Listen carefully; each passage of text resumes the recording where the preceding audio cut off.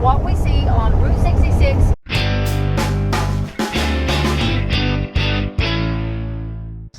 So we're on the border of Texas and New Mexico at mile marker 0, right here on Route 66.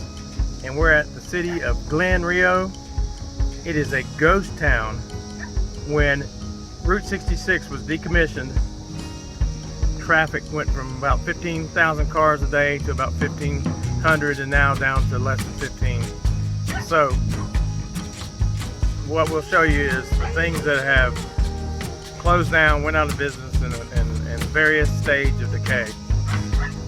Right behind me is the Motel Cafe.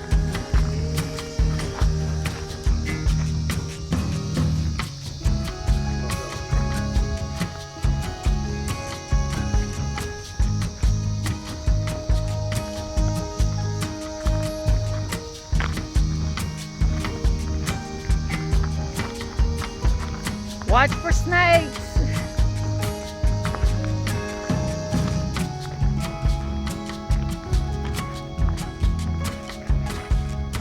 This is not our normal kind of wanderings around, folks. And I'm not actually going in because I'm a little afraid to.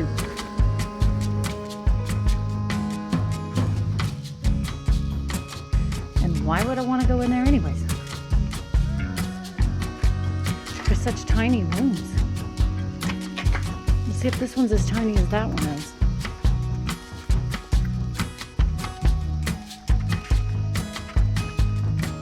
Hotel rooms are a lot larger now than they were, aren't they?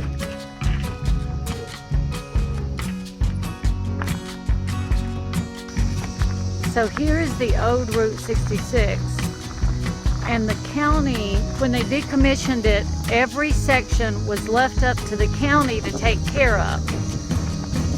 And apparently this county said no thanks. So it's just going into decay.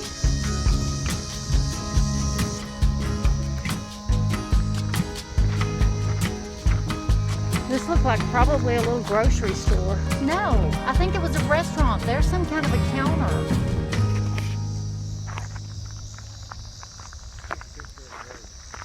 This is one of the cafes,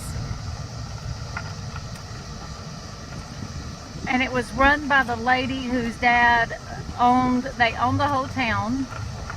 And then this is the gas station with the car.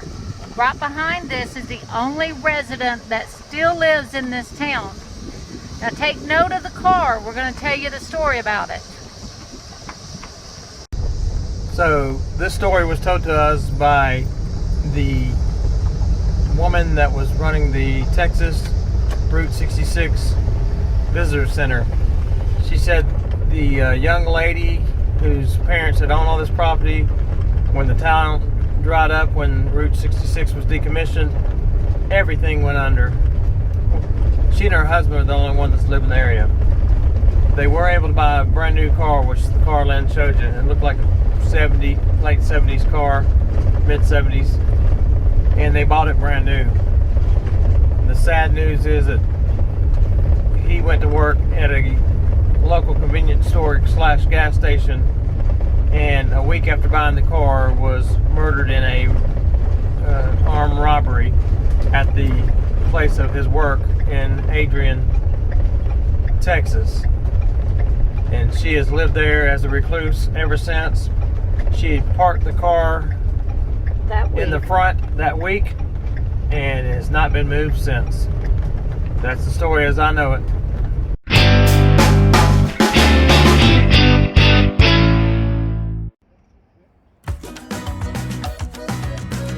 Jerry used to have a car like this when we were dating, and we had a lot of fun in this car.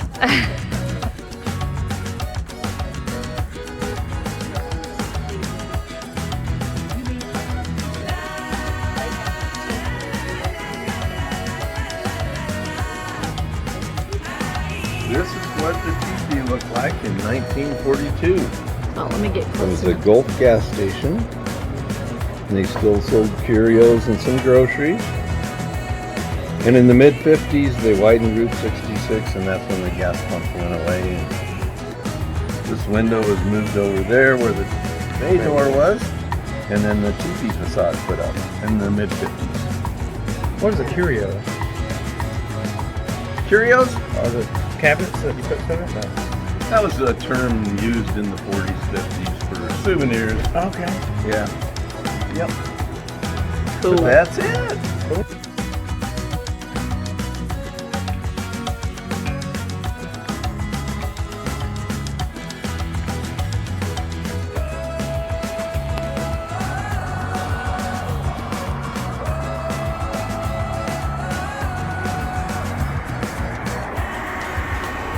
That's hilarious.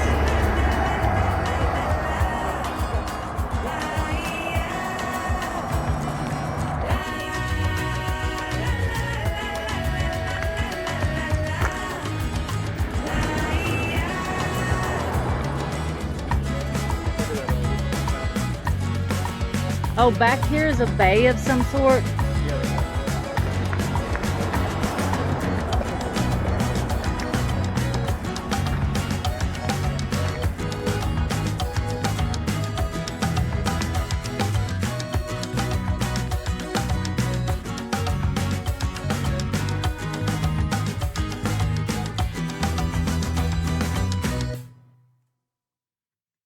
My name is Robert. I'm the owner and caretaker of the Blue Swallow Motel, along with my wife Dawn. Well, we are the latest in a long line of people who really cared and respected this property. Let me tell you all about it.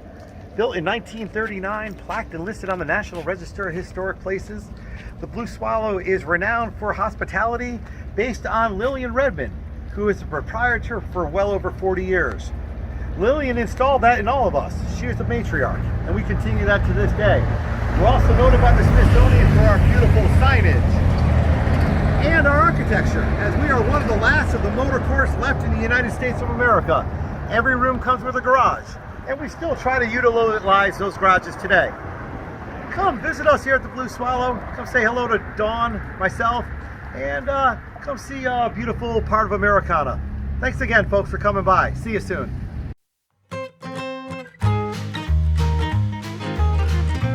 We had lunch today at the Silver Moon. It was very good. I had enchiladas with green chili sauce, and it was fantastic. We had fajitas and they were really good. Really cool little place. Right on Route 66.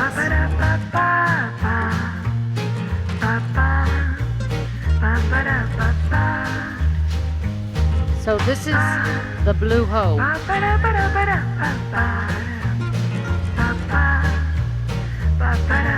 Blue water.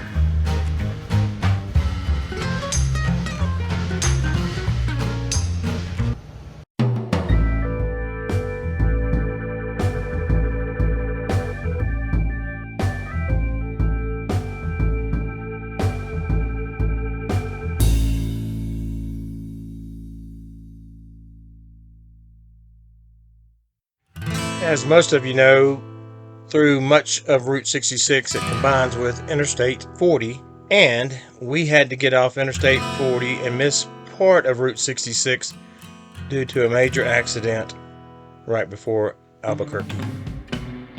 But it gave us a great opportunity to see an area that we did not know existed. We discovered El Malpais National Monument and Conservation Area, and the views were spectacular as we drove down Highway 53, and we wanted to share some of that with you.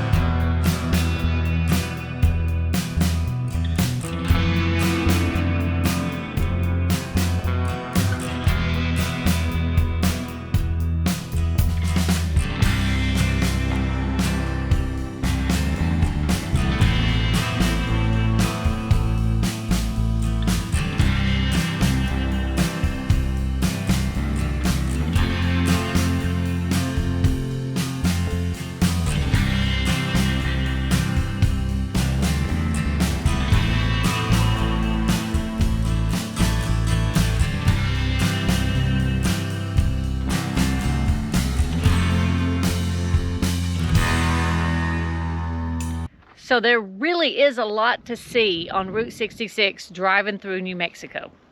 Yep. And we didn't get to see it all. We had to get off due to a traffic accident on I-40, and we couldn't get back on 66. But you saw the scenery that we got to see, and it was beautiful. So sometimes getting off the beaten path is a great thing. And now we get to make another trip for the things we missed. Yep, we missed a lot in Albuquerque and Grant and other small cities. So we'll have to just catch those next time. Next time around. And speaking of next time, until next time, God bless and many safe travels. And go RV, America.